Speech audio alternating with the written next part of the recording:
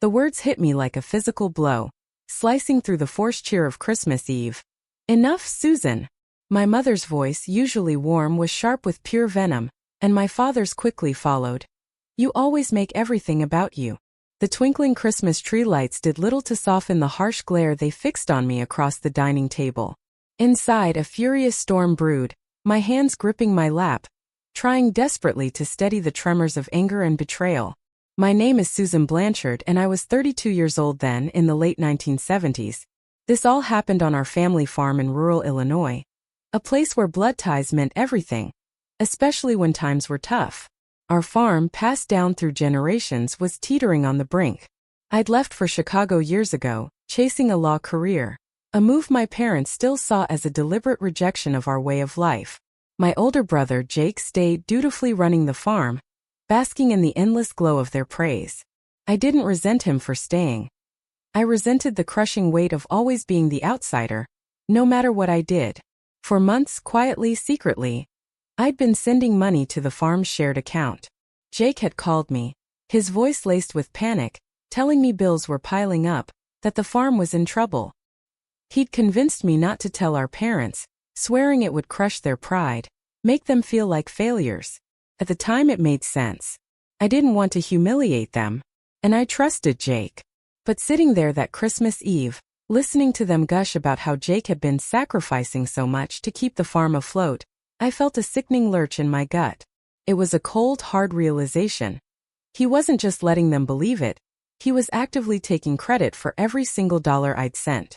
Jake's the reason we've been able to keep things going, my mom said, her voice thick with pride. I don't know what we'd do without him. I looked across the room at Jake, searching for even a flicker of acknowledgement, a hint of guilt in his eyes. Instead, he just smirked, leaning back in his chair, enjoying the spectacle. That's when I finally spoke, my voice shaking, but loud enough to cut through their blissful ignorance. Actually, I said, I've been the one sending the money. Every month since July. My dad scoffed, shaking his head, as if I just uttered the most ludicrous thing imaginable. Don't start making things up, Susan. Jake's been here day in and day out, working his tail off. Why would you even say something like that? His words stung, but it was the utter dismissiveness in his tone that truly twisted the knife. My mom crossed her arms, adding, You've always had a habit of trying to make yourself the center of attention. Honestly, Susan, it's Christmas. Can we not ruin the evening with this nonsense? My face burned, a potent mix of anger and humiliation washing over me. I'm not making it up. I insisted, my voice firmer now. I've been depositing money at the Chicago branch of the bank, directly into the farm account. Every single deposit came from me. But they weren't listening. My dad waved me off with an exasperated sigh, and my mom turned her attention back to Jake, who just shrugged, feigning complete ignorance. The frustration was unbearable. In that moment, I knew there was no convincing them. Their minds were already made up. I turned to Jake, my voice sharp, raw. Are you really going to sit there and lie about it, Jake? You know I've been making those deposits at the Chicago branch all these months. He didn't flinch. He just leaned back, that smug smirk plastered across his face like this was all some private joke. I have no idea what you're talking about, Susan, he said with a shrug, his tone dripping with fake innocence. My blood boiled. Unbelievable, I muttered, shaking my head. But our parents didn't even seem to care. My dad sighed heavily, as if I were the one ruining the evening, and my mom gave Jake a sympathetic glance, treating him like the victim of some absurd accusation. I stood up, my chair scraping harshly against the floor, and fixed my gaze directly on Jake. You know exactly what I'm talking about, I said, my voice trembling with suppressed rage. Those deposits weren't small, Jake. You've been sitting here letting our parents believe you're some kind of hero when you've done nothing but lie. If you don't admit it now, I'll leave first thing tomorrow. Go back to Chicago and get the proof myself. Jake just shrugged again as if none of this mattered. You're wasting your time, Susan, he chuckled. Whatever story you've cooked up in your head, you go right ahead and prove it. It was then I realized, Jake didn't think I'd actually do it. To him, this was just another one of those family arguments that would blow over, where I'd eventually give up and let him win like always. His smirk said it all. He thought I'd back down, too afraid of the fallout to follow through. But that only fueled my determination. I wasn't going to let him keep getting away with this. Not this time. He'd taken advantage of me, lied to our parents, and sat there soaking up their praise, all while treating my contributions like they didn't exist. No. I was going to Chicago, and I was going to make sure everyone knew the truth. Early the next morning I packed my bags, unable to face another moment in that house. I told our parents I was leaving. Predictably, my mom sighed, her voice heavy with disapproval. "It's Christmas, Susan," she said, as if I were the one ruining everything. My dad didn't even look up from his coffee. "Can't go a single holiday without causing a scene," he muttered. Jake barely hid his grin, lounging smugly in his chair like he'd won. But I wasn't staying. Not with everyone acting like I was the problem. I knew the banks would be closed, but I didn't care. I just needed to get out of there, away from their judgment and his lies. The drive back to Chicago felt endless, the roads eerily quiet with most people home celebrating. I gripped the wheel tightly, the cold winter air seeping into the car despite the heater blasting. My thoughts churned, replaying everything. Jake really didn't think I'd go through with it, that much was clear. He probably expected me to stew in silence, too intimidated by our parents' blind faith in him to actually leave. But this time was different. I was tired of being dismissed, tired of letting him walk all over me. As I drove past snow-covered fields and frozen lakes, one thing was certain. I'd get those receipts and I'd make sure that truth came out. When the banks reopened a few days later, I went straight to the Chicago branch. It was bitterly cold that morning, the kind that stung your face and made every breath feel sharp. Inside, I headed straight to the counter.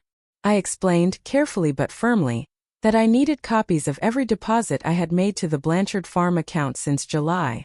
The teller nodded, returning with a thick ledger and a small whirring machine. He carefully looked up the account and began feeding each record into the machine, which clicked and whirred, printing out copies of the transactions. I watched each receipt emerge, one after the other, with my name, the dates, and the amount clearly listed. He handed me the stack with a polite, "Here you go, ma'am." I thanked him, my hands shaking slightly as I gripped the receipts. They were more than just pieces of paper, they were proof. Proof that Jake had been lying. Proof that I wasn't going to let this slide. As soon as I had the receipts in hand, I headed straight back to my car. The roads were still slick from the snowstorm earlier in the week, but I didn't care. I needed to get back home, and I wasn't about to wait another day. The receipts sat on the passenger seat, neatly stacked, secured under a small paperweight I'd grabbed from my desk before leaving. Every time I glanced at them, my anger bubbled up again. I couldn't believe Jake thought he could get away with this, and worse, that our parents had so readily taken his side. The drive felt longer this time, the farm seeming farther away with every passing mile. As I passed through quiet towns and frozen fields, my thoughts raced. I replayed every conversation from Christmas Eve, every dismissive look, every smug grin on Jake's face. By the time I pulled into the long driveway leading up to the farmhouse, the adrenaline had built up so much that my hands were practically shaking. I wasn't sure how this was going to go, but I knew one thing for certain. I wasn't leaving until they saw the truth with their own eyes. I walked into the house, the receipts clutched tightly in my hand, the cold from outside still clinging to my coat. My mom was in the kitchen stirring a pot, while my dad sat in his usual spot, reading the paper. Jake was leaning against the counter, casually eating an apple, looking as smug as ever. They all turned to look at me, but before anyone could say a word, I dropped the stack of receipts onto the table in front of my dad. "There," I said, my voice steady but firm. "Every deposit I've made to the farm account since July. It's all right there. My name, the dates, the amounts." My dad put down his paper, frowning as he picked up the receipts. My mom came over, wiping her hands on a dish towel, her expression skeptical at first. Jake didn't move from his spot, but I caught the way his smirk faltered for just a second. This can't be right," my dad muttered, flipping through the pages. "Why would you do this, Susan?" My mom's eyes narrowed as she leaned in to see for herself. "Jake said he's been covering everything," she said, her voice a mix of confusion and disbelief. I turned to Jake, meeting his gaze head-on. "Well, Jake," I asked, my tone sharp, "are you still going to lie about it now?" Jake let out a derisive laugh, tossing the core of his apple into the trash like none of this mattered. Susan, I don't know where you got those, but they're not real. You probably forged them somehow to make me look bad. His tone was calm, almost mocking, and it made my stomach churn. I looked at our parents, expecting at least a flicker of doubt in their eyes, but instead my dad shook his head, his face dark with disapproval. Susan, what's gotten into you? He said, his voice low and angry. This is a new low, even for you. My mom grabbed the receipts from the table, holding them up as if they were tainted. Did you think we wouldn't see through this? She said, her voice shaking. Jake's been here every day working to keep this farm alive, and you? She jabbed the stack of papers toward me. You come back here with some phony papers and expect us to believe it? You've always been so desperate for attention. My chest felt tight as I struggled to hold back tears. They're not fake. I cried, my voice trembling. You can call the bank yourself if you don't believe me. But they weren't listening. They stood there, united in their defense of Jake like always, while I was left feeling like a stranger in my own family. I stood there stunned as my dad tossed the receipts onto the table like they were garbage. I can't believe this, I said, my voice rising as the weight of their disbelief crushed me. Even when I show you the proof right here in black and white, you still defend him. This is unbelievable. I've spent months helping you keep this farm afloat, and all you've done is give Jake the credit and call me a liar. Jake crossed his arms, leaning against the counter with a smug expression that made my blood boil. Don't be so dramatic, Susan, he said, shrugging like none of it mattered. You've always been jealous. This isn't any different. I couldn't hold it in anymore. You know what? I'm done. Don't expect me to ever come back here. I've had enough of this. My mom's face tightened and my dad just shook his head in disappointment, as if I were the one in the wrong.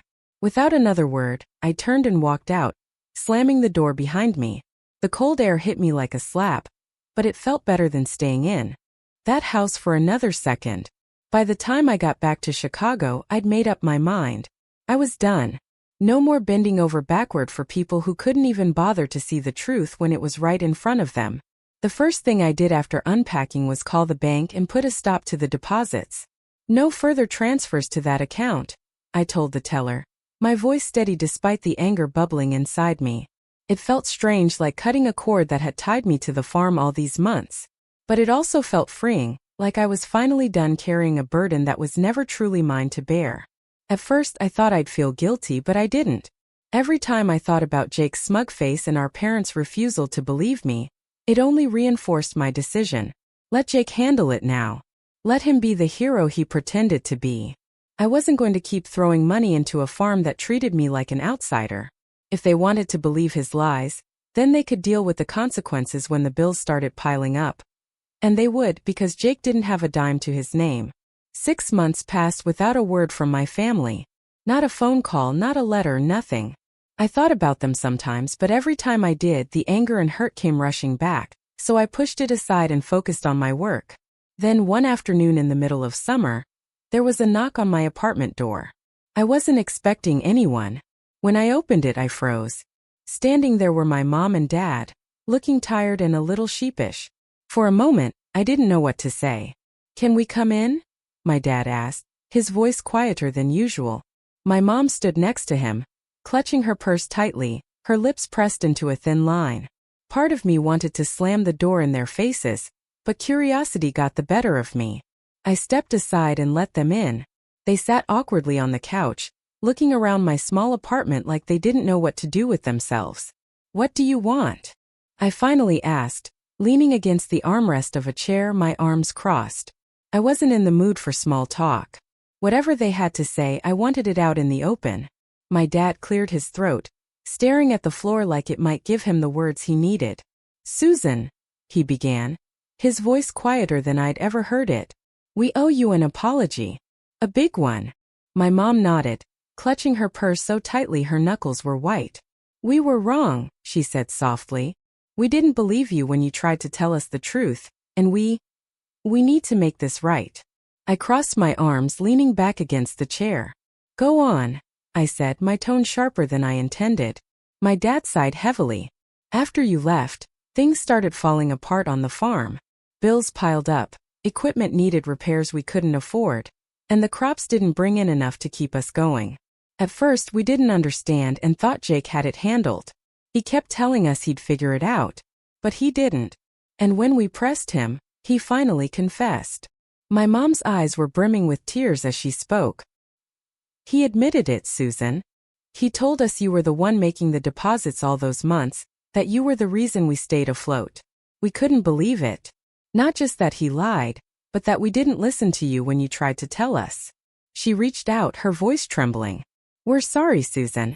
Truly sorry for not believing you, for how we treated you, for everything. You didn't deserve any of it.